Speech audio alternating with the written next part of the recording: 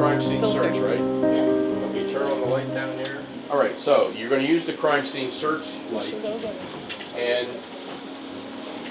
CSS. Yep. It's not going. Oh, it's not on enough yet, so we'll go on in a minute.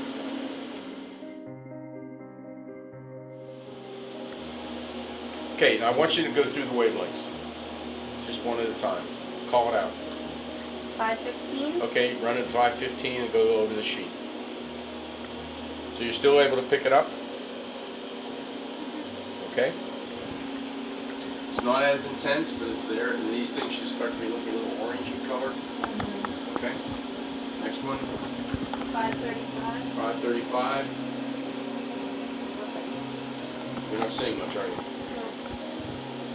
If you take your goggles off, you're still not seeing much. Okay. Next one. 555. Again.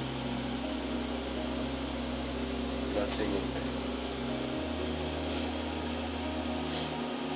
That's White. what we will need to do. Next one down. 300 to 400. That's your ultraviolet. Take your goggles off. All right, so this is the way we used to look for semen before there was such a thing as an ultralight source. We used to, or an A.L.S. We used to. You don't need the goggles for this. You don't need the. So, semen fluoresces with ultraviolet light.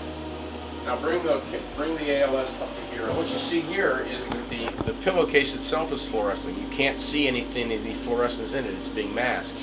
The reason for that is that the pillowcase has a lot of detergents in it. The sheet has never been washed, so the sheet doesn't have any detergents or brighteners in it. And so you're able to see the semen. Now when we were doing this back in the 1970s and earlier than that, we would use the ultraviolet light to look for semen. We could find it in garments that weren't washed very often just by doing the light like we're doing it now. It certainly works even after dark objects have been washed, but on light objects where they have brighteners, you can't see it. Okay? And you can put the goggles on, and you can still see it with the goggles on. Okay? Next one, next wavelength is 4. You still see it a little bit up here, but it's not as bright. Okay? And you can still see the semen. Take your goggles off. Now, if you were looking for blood, there's blood down in the lower left-hand corner, and yeah, that's the wavelength that blood absorbs the most at. So you're looking at the blood spots on a white background. They're going to look dark, but you're also going to see other bodily fluids there with the 415 light because they're going to highlight. They're not going to be as intense, but you can see them there, and if you put your goggles back on, then you'll see them even better.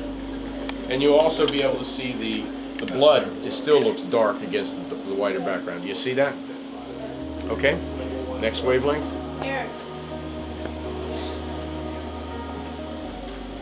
455. Now you're at 455. Come up here to the pillow. You can see this again. And you're also going to be able to highlight the semen, vaginal secretions, probably not the saliva. Okay, and that's probably taking us back to CSS. The CSS is your normal search light. That's where you begin all your searching with the A.L.S.